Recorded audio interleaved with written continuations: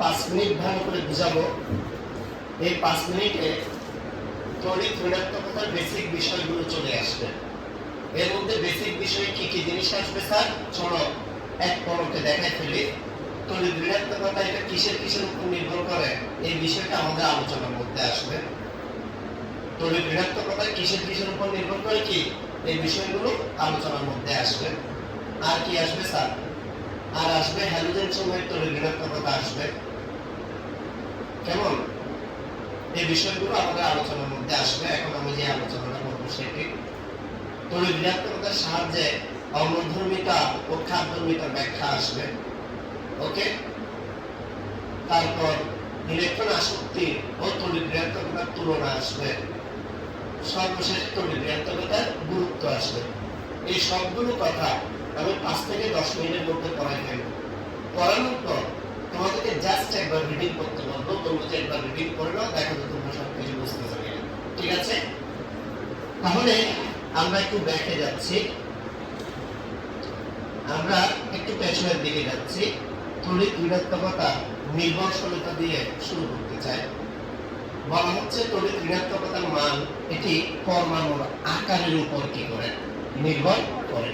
যেমন মনে করো আমার কাছে এখানে একটি পরমাণু আছে, যে পরমাণু এটি হচ্ছে নিউক্লিয়াস, এটি বহিস্থ শক্তি স্তর, আর এটি পরমাণুর বন্ধন জোট ইলেকট্রন। দেখো নিউক্লিয়াস হচ্ছে পজিটিভ চার্জ আর ইলেকট্রন হচ্ছে কি নেগেটিভ চার্জ। তাহলে সচরাচর পজিটিভ নেগেটিভকে কি করবে ভাই? আকর্ষণ করবে। এটাই তো স্বাভাবিক নাকি? এখানকার পজিটিভ চার্জ এখানকার নেগেটিভ চার্জকে কি করবে ভাই? আকর্ষণ করবে। তাহলে পজিটিভ যখন নেগেটিভকে আকর্ষণ করবে, আকর্ষণের কারণে বন্ধনজোড় ইলেকট্রন নিউক্লিয়াসের দিকে কি চলে আসবে। এই বন্ধনজোড় ইলেকট্রনকে নিজের দিকে টেনে নেওয়ার যে ক্ষমতা, এই ক্ষমতার নাম হচ্ছে তড়িৎ ঋণাত্মকতা। এখন একটি পরমাণুর আকার যদি বড় হয় তাহলে সমস্যা কি? একটি পরমাণুর আকার বড় হওয়ার সাথে সাথে এই নিউক্লিয়াস এবং বন্ধনজোড় ইলেকট্রন যেগুলো আছে এদের কিন্তু দূরত্ব বেড়ে যায়। নিউক্লিয়াস আর বন্ধনজোড় ইলেকট্রনের কি বেড়ে যায়? দূরত্ব বেড়ে যায়। তো যদি দূরত্ব বেড়ে যায় তাহলে আকর্ষণ কি হয়ে যাবে বলো দেখি? কমে যাবে। দূরত্ব বেড়ে গেলে আকর্ষণ কি হয়ে যাবে? এখন দূরত্ব বেড়ে গেলে যদি আকর্ষণ কমে যায়, নিউক্লিয়াস সেই ইলেকট্রনগুলোকে আরো তীব্রভাবে নিজের দিকে টানতে পারবে না। এখন আকর্ষণ কমে যাবে, টানার প্রবণতা কমে যাবে। টানার প্রবণতা কমে যাবে বিদায় তড়িৎ ঋণাত্মকতা কি হয়ে যাবে? কমে যাবে।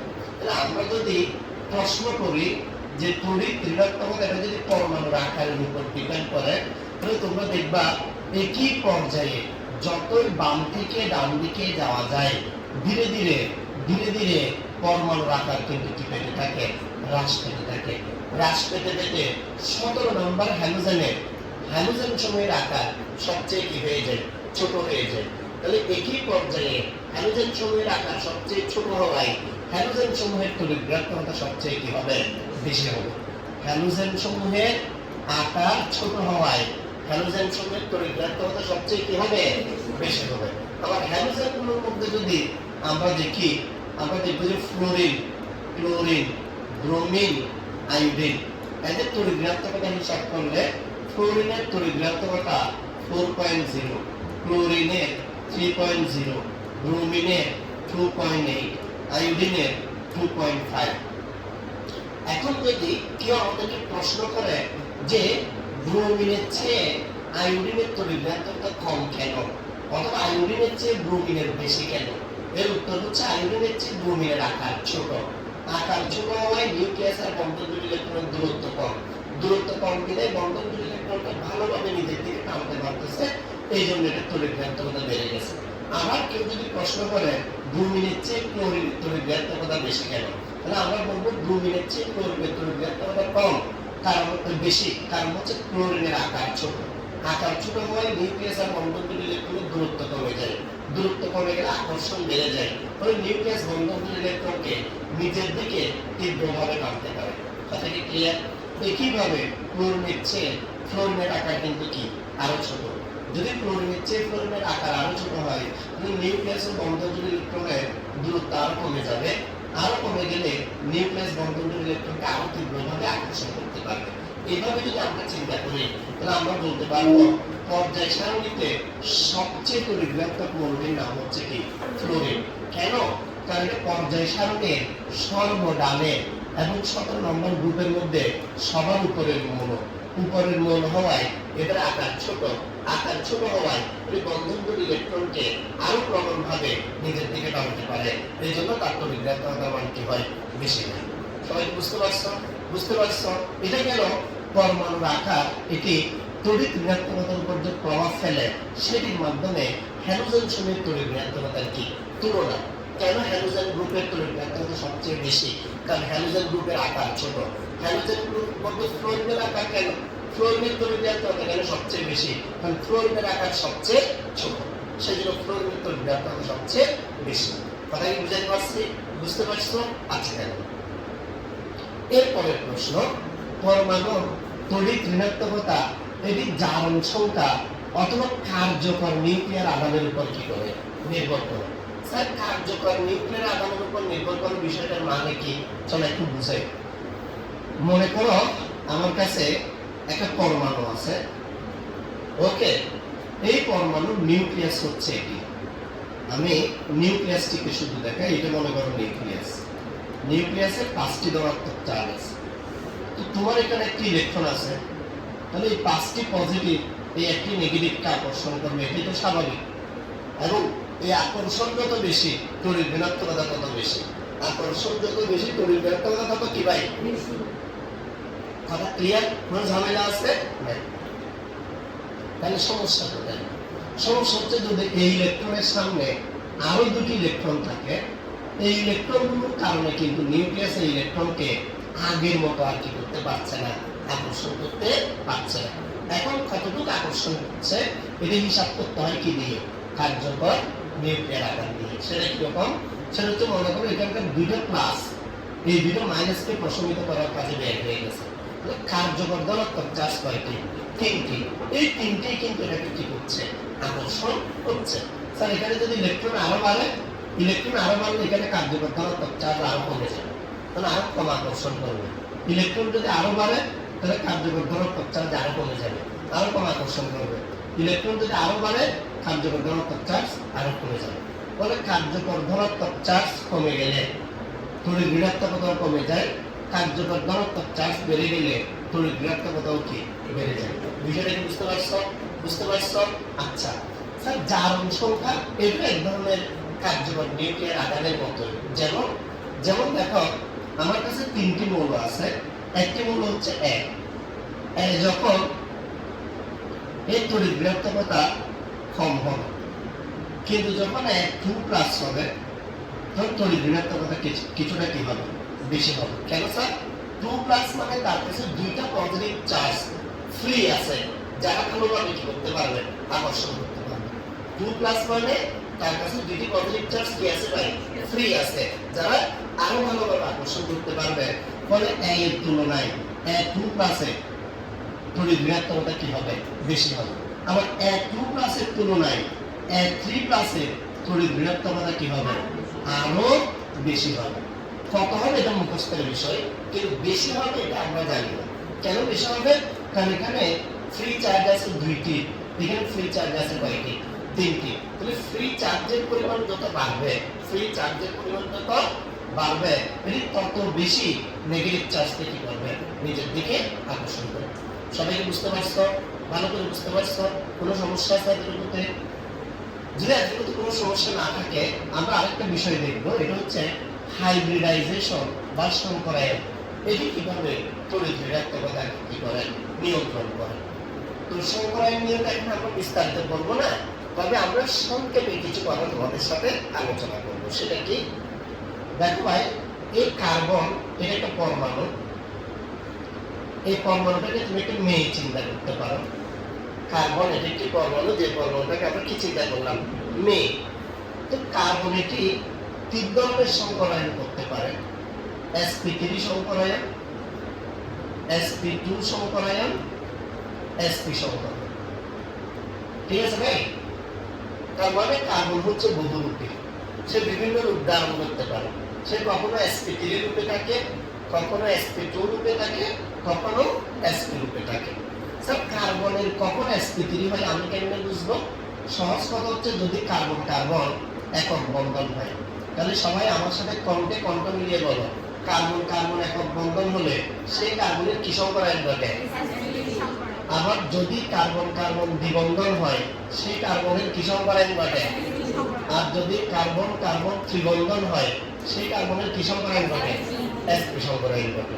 আচ্ছা এবার তুমি চিন্তা করো, এটা মনে রাখার জন্য বলতেছে, আমি কিন্তু বেশি বেসিক দিয়ে বুঝাইতে পারতেছি না, কারণ সংকরায়ন যেহেতু এখনো করাই নেই, তখন এখন সিস্টেমগুলো শেখাচ্ছে। এখন বলতেছে কার্বন যখন sp3 সংকরায়ন করে তখন তার তড়িৎ ঋণাত্মকতা হচ্ছে 2.5, কিন্তু কার্বন যখন sp2 সংকরণ করে তখন তার তড়িৎ ঋণাত্মকতা হচ্ছে 2.75, আর যখন কার্বন sp সংকরায়ন করে তখন তার তড়িৎ ঋণাত্মকতা হচ্ছে 3.25। তাহলে আমরা দেখতে পাচ্ছি কার্বনের তড়িৎ ঋণাত্মকতা কি হতে পারে?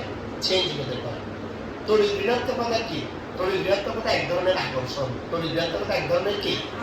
এই আকর্ষণ কখন বেশি ছিল কখন কম ছিল যদি ভুলে যাও, এভাবে মনে রাখতে পারো, পি মানে প্রিয় মানুষ।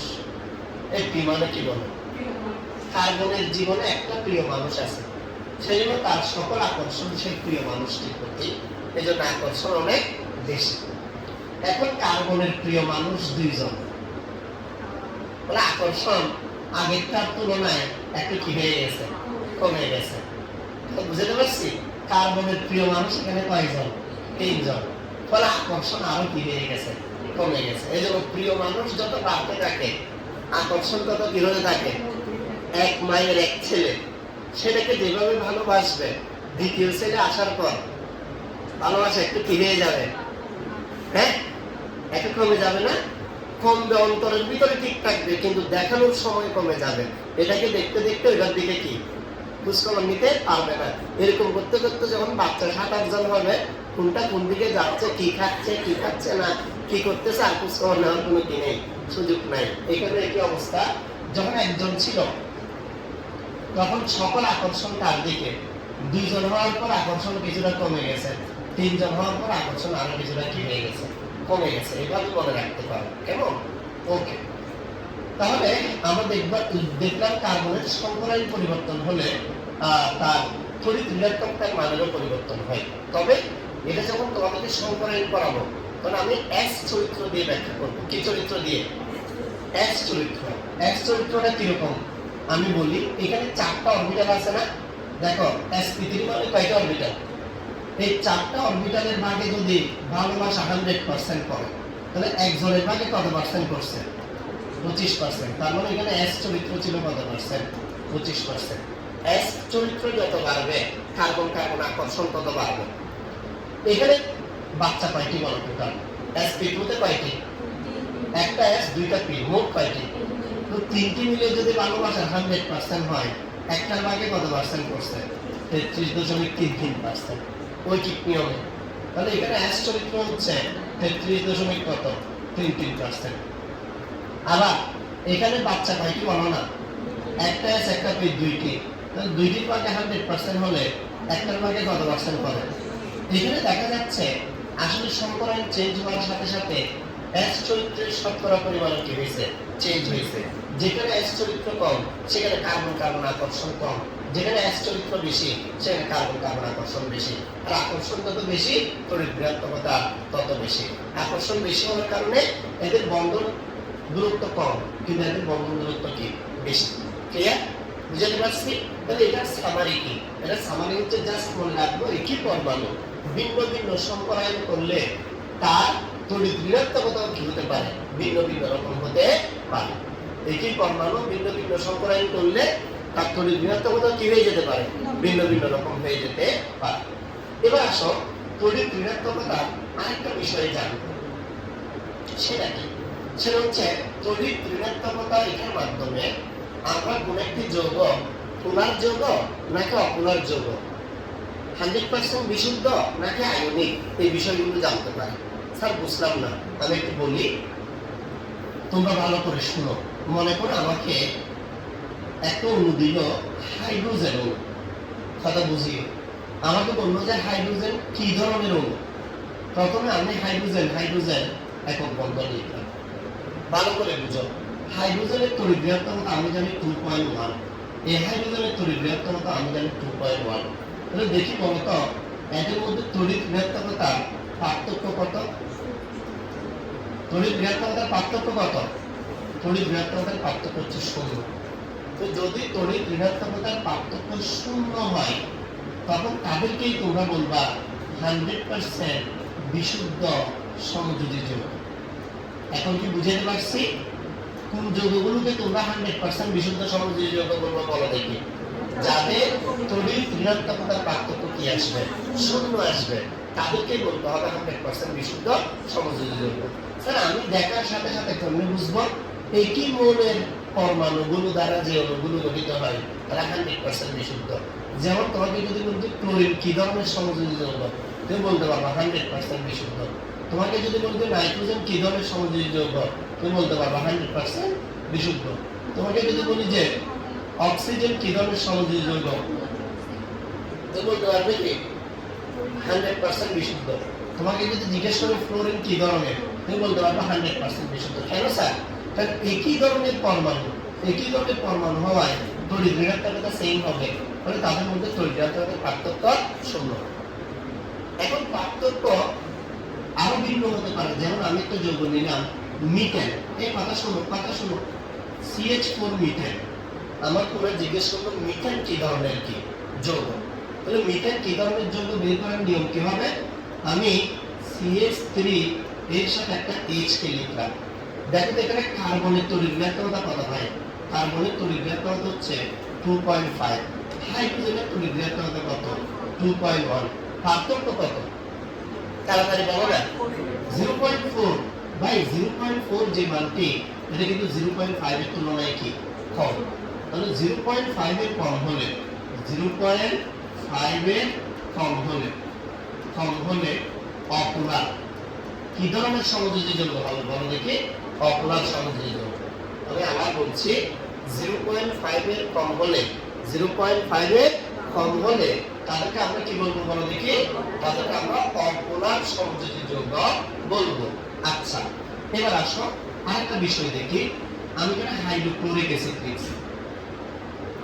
হাইড্রোজেন হচ্ছে 2.1, ক্লোরিন হচ্ছে 3.0।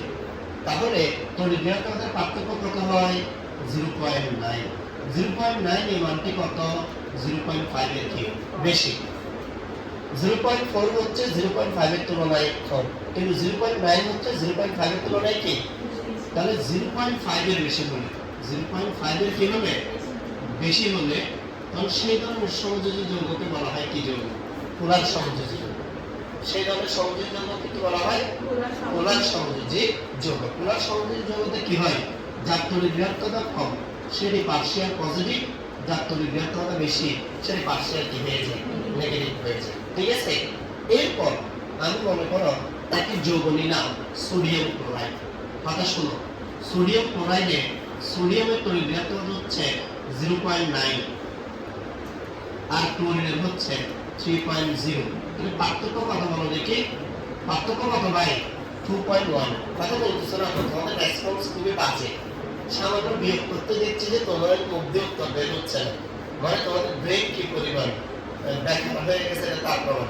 ক্যালকুলেটর নির্ভর হয়ে গেছে যে 3 থেকে 0.9 গেলে কত? 2.1। এটি বলার সাহস কারো নেই। দেখো 2.1, এই 2.1 মানটি কত? 1.9 এর চেয়ে বেশি। কত চেয়ে বেশি? যদি 1.9 এর চেয়ে বেশি হয়ে যায়, 1.9 এর কি হয়ে যায়? বেশি হয়ে যায়, তাহলে সেই যৌগগুলোকে আয়নিক বলা হয়। কি বলা হয়? তাহলে পোলার যৌগ হইতে গেলে এটা 0.5 থেকে কতটুকুর মধ্যে থাকতে হবে? 1.9 এর মধ্যে। 0.5 এর কম হলে অপোলার, বেশি হলে 1.9 এর আয়নিক, আর 0.5 থেকে 1.9 এর ভিতরে থাকলে কি হবে? পোলার হবে। তাহলে এভাবে একটি সমযোজী যৌগ আয়নিক নাকি সমযোজী পোলার, অপোলার, কি ধরনের যৌগ? তোমরা খুব সহজে বলতে পারবা। দেখি প্রশ্ন করি উত্তর দিতে পারো কিনা। তাও এটাকে পোলার সমুদ্রের যৌগ বলবা। হাইড্রোফ্লোরিক অ্যাসিড, হাইড্রোজেনের তড়িৎ আমাদের 2.1, ফ্লোরিনের 4.0। বলতে হবে এটা কি ধরনের যৌগ হবে, তাড়াতাড়ি বলতে হবে।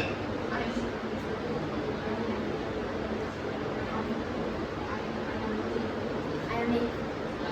1.9 এর বেশি হলে আয়নিক, 0.5 থেকে 1.9 পর্যন্ত হলে, 0.5 থেকে 1.9 পর্যন্ত হলে তার নাম পোলার যৌগ। তার নাম কি যৌগ? আবার বলো, 0.5 থেকে 1.9 এর মধ্যে হলে এটার নাম কি? আয়নিক হতে হলে 1.9 এর কি হয়ে যেতে হবে? কথা ক্লিয়ার? আচ্ছা, এবার আরেকটি যৌগ দিচ্ছি, দেখি পারো কিনা। দেখি hydro iodic acid, hydrogen 2.1, iodine 2.8। বলো পোলার নাকি অপোলার? আয়োডিন হচ্ছে 2.5, পোলার নাকি অপোলার? হ্যাঁ, পার্থক্য কত? 0.4। তো 0.4 এর মানটা কি 0.5 এর চেয়ে কম নাকি বেশি? তো কম হলে কি বলছিলাম, সেজন্য অপোলার। এভাবে হিসাব করে বলতে হবে। তোমরা একবার রিডিং করে করে চলে গেলে হবে না, হিসাবগুলো শিখতে হবে না। দেখি বলো, H2O পানি, H2O কি? পানি। হাইড্রোজেনের তরল 2.1, অক্সিজেনের 3.5। এটা পোলার হবে নাকি অপোলার হবে? পোলার হবে। কেন? কারণ এখানে তড়িৎ বিরাক্ততার পার্থক্য 1.4। 1.4 রিফিলারটা কতটুকুর মধ্যে আছে? 0.5 থেকে 1.9 এর মধ্যে আছে। সবাই কি বুঝতে পারছো? এখন ভালো করে বুঝতে পারছো? এবার আসো আরেকটা বিষয় বুঝাবো। এটা হচ্ছে তড়িৎ ঋণাত্মকতা এবং ইলেকট্রন আসক্তি, এদের মধ্যে তুলনা। দেখো ভাই, ইলেকট্রন আসক্তি, ইলেকট্রন কি ভাই? আসক্তি এবং তড়িৎ ঋণাত্মকতা, এদের মধ্যে তুলনা করব। প্রথমে একদম সহজ করে বলি, ইলেকট্রন আসক্তি মানে কি? ইলেকট্রন আসক্তি মানে ইলেকট্রন যুক্ত হওয়া। এই বলো, ইলেকট্রন আসক্তি মানে কত ছিল বলো? তো ইলেকট্রন যুক্ত হয়ে কি হবে? ইলেকট্রন যুক্ত হয়ে ঋণাত্মক আয়নে কি হবে? পরিণত হবে। ঋণাত্মক আয়নে পরিণত। তো যদি ঋণাত্মক আয়নে পরিণত হয়, ঋণাত্মক আয়নকে আমরা কি বলি? ঋণাত্মক আয়নকে আমরা বলি অ্যানায়ন। তাহলে একটা যদি ক্যাটায়ন হয়, আরেকটি কি হবে? অ্যানায়ন হবে। অ্যানায়ন মানে নেগেটিভ আয়ন। অ্যানায়ন মানে কি আয়ন? Negative ion. অ্যানায়ন মানে তাহলে নেগেটিভ পজিটিভকে কি করবে? আকর্ষণ করবে। তো নেগেটিভ পজিটিভকে আকর্ষণ করে পরবর্তীতে কি যৌগ গঠনে সাহায্য করবে? আয়নিক যৌগ বা আয়নিক বন্ধন গঠনে সহায়তা করে। তার মানে আয়নিক বন্ধনের সাথে ইলেকট্রন আসক্তির কি আছে? সম্পর্ক আছে। ইলেকট্রন আসক্তিকে আমরা যদি ডিফাইন করি, এটা কিরকম হবে? মনে করো গ্যাসীয় বিচ্ছিন্ন কোনো পরমাণুর বহিস্থ শক্তি স্তরে একটি করে 1 মোল ইলেকট্রন যুক্ত করে সেটাকে 1 মোল ঋণাত্মক আয়নে পরিণত করতে, গ্যাসীয় বিচ্ছিন্ন কোনো পরমাণুর বহিস্থ শক্তি স্তরে একটি করে 1 মোল ইলেকট্রন যুক্ত করে একক ঋণাত্মক আধান বিশিষ্ট 1 মোল আয়নে পরিণত করতে যে পরিমাণ শক্তি নির্গত হয়, যে পরিমাণ শক্তি কি হয়? নির্গত হয়, তাকে ওই মৌলের কি বলে? ইলেকট্রন আসক্তি। সবাই বুঝতে পারছো? বুঝতে পারছো? তার মানে ইলেকট্রন আসক্তিতে শক্তি নির্গত হয় বা উৎপন্ন হয়, অর্থাৎ এটি একটি কি প্রক্রিয়া? তাপোৎপাদী। ক্লিয়ার? তাহলে এই গেল ইলেকট্রন আসক্তি সম্পর্কে সামারি। এবার আসে তড়িৎ ঋণাত্মকতা কি? ছেলে ভালো নাকি খারাপ, এটা কি ছেলের সাথে রিলেশন করলে বোঝা যাবে? বোঝা যাবে না, বিয়ে করলে বোঝা যাবে না। রিলেশন করলে তো ছেলে যে একবার তোমার সাথে দেখা করবে, এর এফোর্ট থাকবে 100% কিভাবে তোমাকে কি করা যায়? খুশি করা যায়। কিন্তু বিয়ের পর আসল চেহারা কি হয়ে আসবে? বের হয়ে আসবে। কিন্তু বিয়ের আগে যেমন বোঝার কোনো সুযোগ নাই যে এর কি পরিমাণ ভালো, কি পরিমাণ খারাপ, ঠিক সেম ভাবে বন্ধন হওয়ার আগে বোঝার সুযোগ নাই যে কার তড়িৎ ঋণাত্মকতা কম হবে, কার তড়িৎ ঋণাত্মকতা কি হবে। যেমন মনে করো হাইড্রোজেন ছিল একা, ক্লোরিন ছিল একা, দুজনের মধ্যে হলো কি দেখা হওয়ার পর হাইড্রোজেন তার ইলেকট্রনটি কার সাথে শেয়ার করলো, ক্লোরিনের সাথে শেয়ার করলো। তাদের মধ্যে কিন্তু কি বন্ধন হয়ে গেছে, সংযোগ বন্ধন হয়ে গেছে। হয়ে যাওয়ার পরের ঘটনা কি, আস্তে আস্তে ক্লোরিন বন্ধন জোড় ইলেকট্রনটি কি করতেছে, তার নিজের দিকে টানতেছে, বলছে তোমার ইলেকট্রনটি আমার, আমার ইলেকট্রনটিও আমার, ইলেকট্রন সব আমার, ইলেকট্রন আমার, ইলেকট্রন আমার, ইলেকট্রন আস্তে আস্তে টেনে টেনে কি করতেছে, নিজের দিকে নিয়ে ফেলতেছে। ওই ক্লোরিনের দিকে ইলেকট্রনের গুরুত্ব বেড়ে যাচ্ছে, এটি পার্শিয়াল নেগেটিভ, আর অন্য পরমাণু পার্শিয়াল কি হয়ে যায়, পজিটিভ। এই পজিটিভ আর নেগেটিভ বিশিষ্ট এই যৌগটিকে কি বলে, অপোলার বলে, সরি পোলার যৌগ বলে। তাহলে আমরা দেখতেছি তড়িৎ ঋণাত্মকতার সাথে পোলার যৌগের সম্পর্ক আছে, তড়িৎ ঋণাত্মকতার সাথে সংযোগ বন্ধনের কি আছে, সম্পর্ক আছে। তড়িৎ ঋণাত্মকতার সাথে এই যে পজিটিভ আর নেগেটিভ হয় তার সম্পর্ক আছে। কিরকম, যার তড়িৎ ঋণাত্মকতা বেশি তার দিকে আংশিক ঋণাত্মক, যার তড়িৎ ঋণাত্মকতা কম সেই প্রান্তটি কি হয়, আংশিক ধনাত্মক হয়। তাহলে আমি এখানে যা বুঝাইছি কথাগুলো কি বুঝতে পারছো, এগুলো দিয়েই মূলত বইয়ে তড়িৎ ঋণাত্মকতার লেকচারগুলো কি করা হয়েছে, সাজানো হয়েছে। কথা এগুলো, এই অল্প স্বল্প কথাগুলো যদি তুমি বুঝো, দেখবে যে তুমি বই পড়তে গেলে তোমার আর কোনো কিছুতে কি হচ্ছে না, সমস্যা হচ্ছে না। তোমার আর কোনো কিছুতে কি হচ্ছে না, সমস্যা হচ্ছে না। চলো একটু দেখি জারণ সংখ্যা ও কার্যকর নিউক্লিয়ার চার্জ। দেখো এটার তুলনায় এখানে ধনাত্মক চার্জ বাড়ছে বিদায় আকর্ষণ বাড়ছে, তড়িৎ ঋণাত্মকতা বাড়ছে। এখানে ধনাত্মক চার্জ আরো বাড়ছে বিদায় তড়িৎ ঋণাত্মকতা কি আরো বাড়ছে। এখানে দেখো কার্বন কার্বন একক বন্ধন বিদায় sp3 সংকরণ, এই জন্য তড়িৎ ঋণাত্মকতা কম। sp2 সংকরণের ক্ষেত্রে তড়িৎ ঋণাত্মকতা বাড়ছে, আর sp সংকরণের তড়িৎ ঋণাত্মকতা কি আরো বাড়ছে। তার মানে এখানে ক্যারেক্টার যত কমছে আকর্ষণ তত বাড়ছে। এগুলোকে বাচ্চা মনে করো, এক মায়ের 4 বাচ্চা, 3 বাচ্চা, 2 বাচ্চা। 4 বাচ্চা হলে যতটুকু কেয়ার নিতে পারবে, 2 বাচ্চা হলে 3 বাচ্চা হলে বেশি করবে, 2 বাচ্চা হলে আরো বেশি পারবে। এই জন্য বলতেছে দুইটির বেশি নয় একটি হলে ভালো হয়, দুইটির বেশি নয় একটি হলে ভালো হয়। আমাদের বাংলাদেশের শিক্ষিত সমাজে এই কথাটা এত সুন্দর লাগছে, এটা 100% সাকসেস পাইছে এরকম একটি স্লোগান। তোমরা কি এটা জানো? বাংলাদেশের বিভিন্ন সময়ে বিভিন্ন স্লোগানগুলো মানুষকে সচেতন করার জন্য কি করছে, সরকার থেকে বের করছে। এই বিভিন্ন স্লোগানগুলোর মধ্যে একটা স্লোগান ছিল ভাত খাওয়ার আগে কি দিতে হবে, হাত ধুতে হবে, মিনা রাজু, হ্যাঁ সাবান দিয়ে হাত ধুতে হবে, সাবান না থাকলে কিভাবে হাত ধুতে হবে শিখাইছে না? এটা একটি সাকসেসফুল কি স্লোগান। এরপর এটাও একটি সেরকম স্লোগান, দুইটির বেশি নয় একটি হলে কি হয়, ভালো হয়, না হলে কি হয় আরো ভালো হয় না। শোনো এবার আসো হ্যালোজেন সমেত তড়িৎ ঋণাত্মকতা, এটাও আমি পরে ফেলছি। দেখো একই পর্যায়ে যত বাম থেকে ডান দিকে যাওয়া যায় এদের আকার ছোট হয়ে যায় বিদায় তড়িৎ ঋণাত্মকতা ধীরে ধীরে কি হয়ে যায়, বেড়ে যায়। সেই হিসেবে হ্যালোজেন গুলোর তড়িৎ ঋণাত্মকতা সবচেয়ে বেশি। আবার হ্যালোজেন গুলোর মধ্যে একই গ্রুপে নিচ থেকে উপরের দিকে আকার ছোট হতে থাকে। ফ্লোরিনের আকার সবচেয়ে ছোট বিদায় ফ্লোরিনের তড়িৎ ঋণাত্মকতা সবচেয়ে কি বেশি। চলো কথাগুলো রিডিং করে শোনাই। বলছে পর্যায় সারণীর সর্বনামের গ্রুপ হ্যালোজেন অন্যান্য গ্রুপের মৌল অপেক্ষা এদের আকার ছোট হওয়ায় হ্যালোজেন গ্রুপের মৌল সমুদ্র তড়িৎ ঋণাত্মকতা সবচেয়ে কি বেশি। আবার একই গ্রুপে উপর থেকে নিচে পরমাণুর আকার বড় হওয়ায় নিউক্লিয়াসের বন্ধন যদি একটু দূরত্ব বেড়ে যায় তাহলে উপর থেকে নিচে হ্যালোজেন সমুদ্র তড়িৎ ঋণাত্মকতা কি হয়ে যায়, কমে যায়। যেহেতু ফ্লোরিন পর্যায় সারণীর সর্বনামে এবং সবার উপরে, তাই এর ব্যাসার্ধ কম, এই জন্য ফ্লোরিন সর্বাধিক তড়িৎ ঋণাত্মক। কথা কি বুঝতে পারছি? চলো পরীক্ষায় আরো কিভাবে কিভাবে প্রশ্ন আসতে পারে আমরা একটু দেখি। পরীক্ষায় একটি প্রশ্ন আসছে, ফ্লোরিনের তড়িৎ ঋণাত্মকতা ক্লোরিনের চেয়ে বেশি কিন্তু ইলেকট্রন আসক্তি ক্লোরিনের চেয়ে কম, কেন ব্যাখ্যা করো।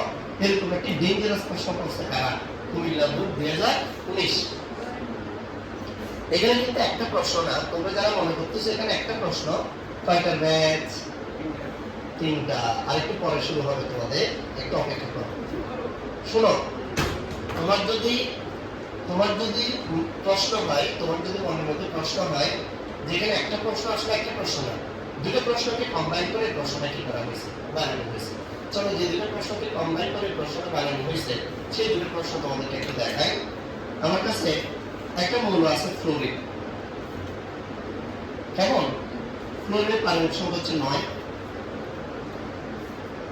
এটাকে ফ্লোরিনটা একটা ছেলে মনে করো, যে ছেলেটার বয়স হচ্ছে কি 18 বছর।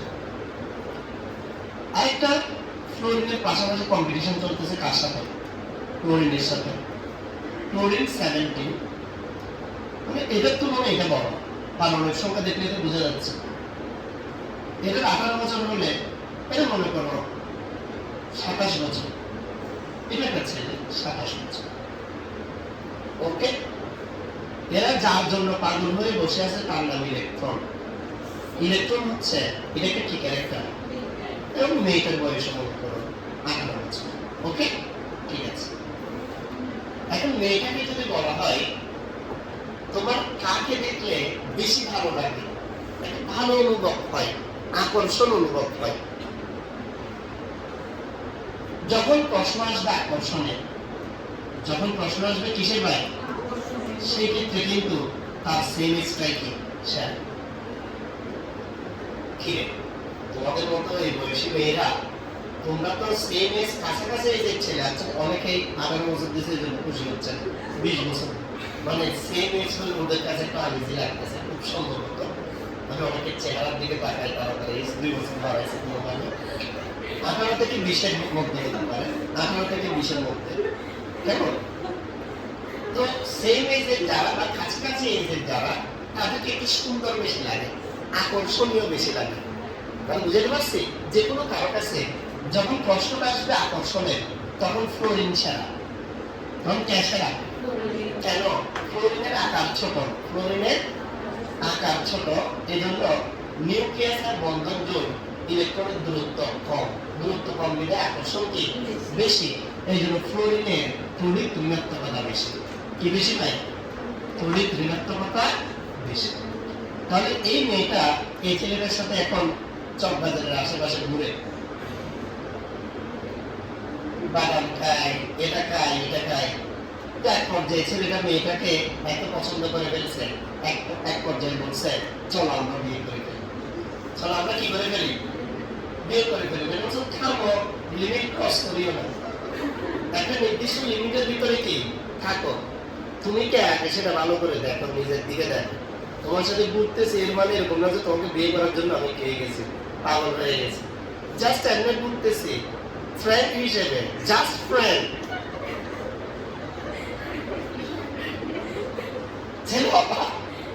কেন?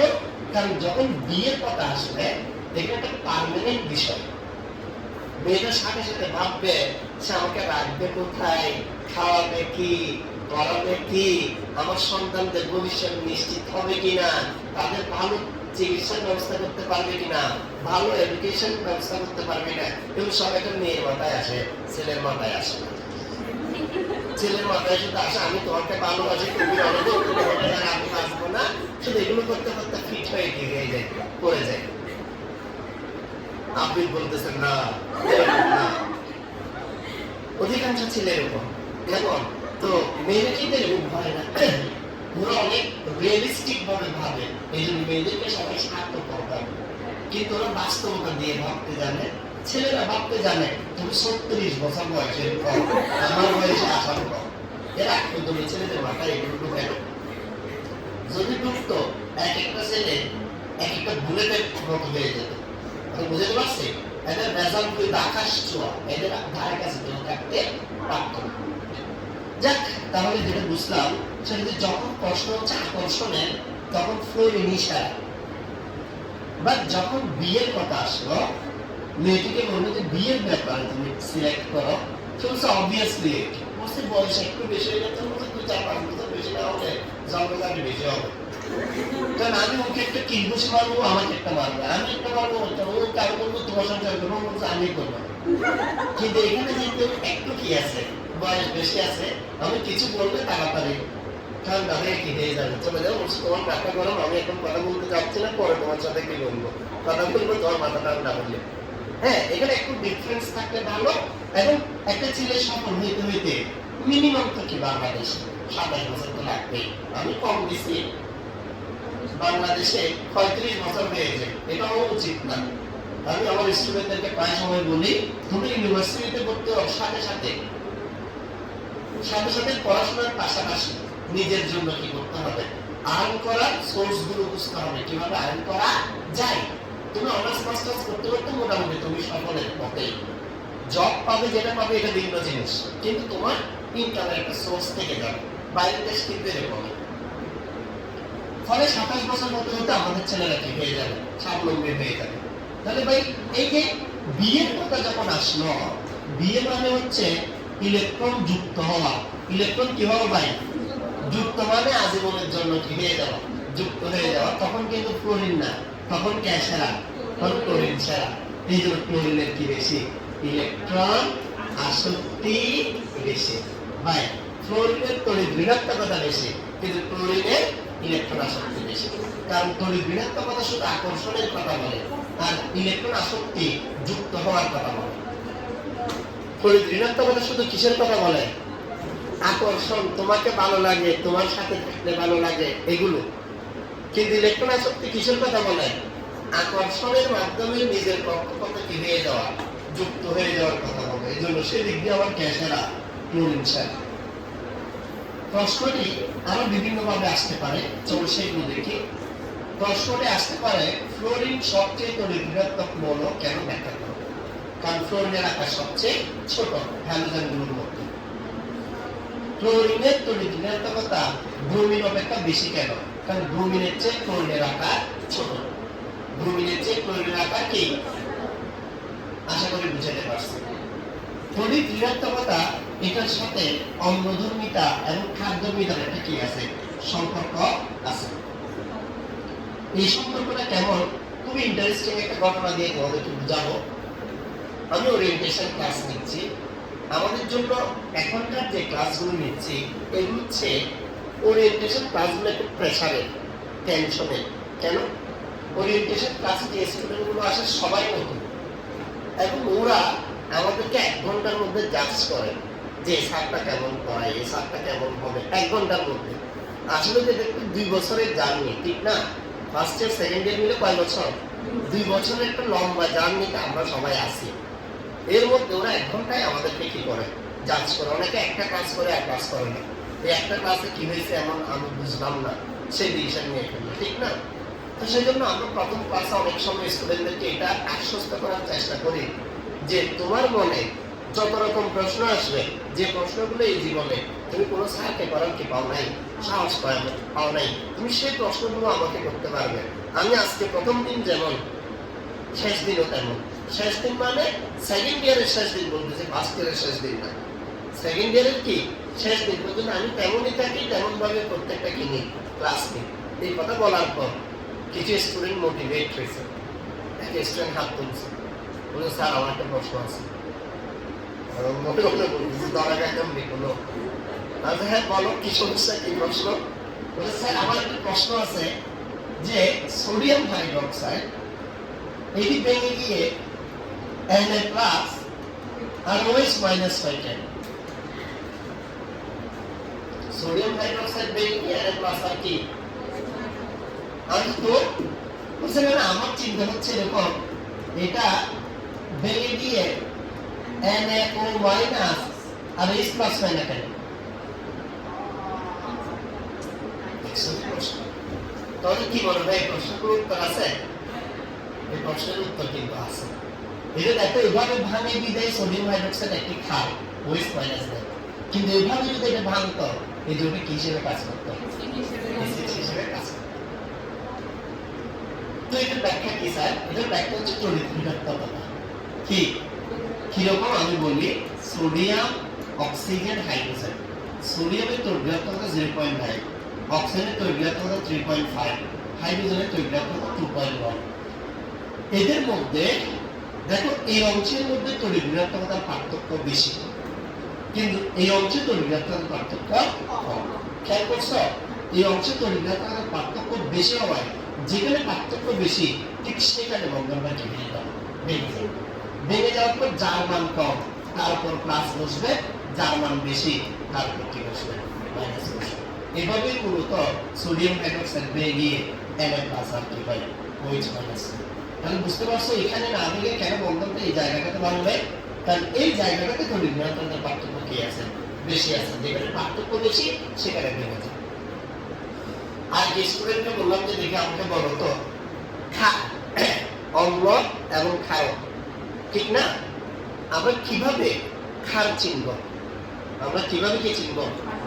ক্ষার চিনব দেখার সাথে সাথে বলছে একদম সহজ। যতগুলো যৌগের মধ্যে আপনি OH দেখবেন সবগুলো ক্ষার বলতে পারবেন। যতগুলো যৌগের মধ্যে কি দেখবেন আর হচ্ছে যেমন সোডিয়াম হাইড্রোক্সাইড একটি ক্ষারক, যেমন পটাশিয়াম হাইড্রোক্সাইড ক্ষারক, যেমন লিথিয়াম হাইড্রোক্সাইড ক্ষারক, যেমন ম্যাগনেসিয়াম হাইড্রোক্সাইড ক্ষারক, যেমন অ্যালুমিনিয়াম হাইড্রোক্সাইড। বলছি সবার কাছে কি আছে? OH আছে। তাহলে যাদের কাছে OH আছে আপনি সবাইকে কি বলতে পারবেন? ক্ষারক বলতে পারবেন। আচ্ছা তাহলে তোমার কাছে আমার একটা প্রশ্ন, HOCl এটা কি ক্ষারক হবে? বলছে না। বলছে কেন? এটার তো কি আছে? বলছে না না এটার নাম তো হাইড্রোক্লোরাস অ্যাসিড, এটা তো অ্যাসিড। আমি তাহলে কি এটা কি হবে? CH3COOH এখানে তো কি আছে? বলছে না না এটার নাম তো অ্যাসিডিক অ্যাসিড। তাইলে এটি খারাপ নয় কেন? এটি খারাপ নয় কেন তার একটা কি আছে, ব্যাখ্যা আছে। দেখো H1O1Cl খারাপ হইতে গেলে কি দিতে হবে? OH minus. কিন্তু এটা OH মাইনাস দিবে নাকি H+ দিবে দেখি। অক্সিজেনের তড়িৎদ্রাব্যতা 3.5, ক্লোরিনের তড়িৎদ্রাব্যতা 3.0, হাইড্রোজেনের তড়িৎদ্রাব্যতা 2.1। তো তড়িৎদ্রাব্যতার পার্থক্য এখানে বেশি নাকি এখানে বেশি? কোথায় বেশি? প্রথম তাতে তড়িৎদ্রাব্যতার পার্থক্য অনেক বেশি। তো অনেক বেশি হওয়ায় এটা যখন ভেঙে যাবে H+ হয়ে যাবে OCl H+ হয়ে যাবে OCl কি? তাহলে H+ হওয়ার মানে এটা দ্রবণে কি দিবে? H+N দিবে। তার মানে একটি যৌগের অম্লধর্মিতা বা ক্ষারধর্মিতা এগুলো কিসের সাহায্যে নির্ণয় করা যায়? তড়িৎ ঋণাত্মকতার সাহায্যে নির্ণয় করা যায়। স্যার এগুলো পরীক্ষায় আসলে কিভাবে লিখবো? চলো পরীক্ষায় আসলে কিভাবে লিখবা একবার দেখে নাও, সবাই তাড়াতাড়ি দেখে নাও। এই কথাগুলো বুঝে থেকে দেখো তাড়াতাড়ি।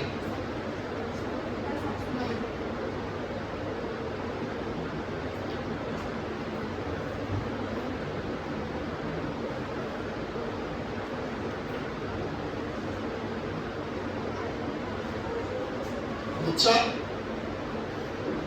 এবার তড়িৎ ঋণাত্মকতা ইলেকট্রন আসক্তির মধ্যে পার্থক্যটা একবার দেখে নাও। ইলেকট্রন আসক্তির গুলো একবার করো, তড়িৎ ঋণাত্মকতার গুলো একবার করো। কথাগুলো বুঝে কিনা দেখো।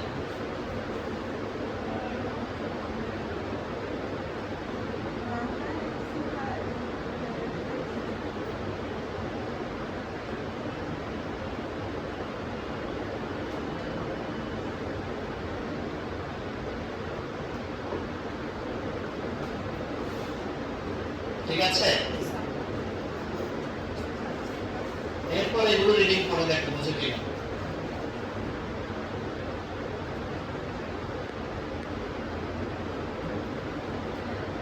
বুঝতে পারছো? ঠিক আছে তাহলে আজকের ক্লাস এতটুকু থাক। সবাই ভালো থাকবে। আল্লাহ হাফেজ।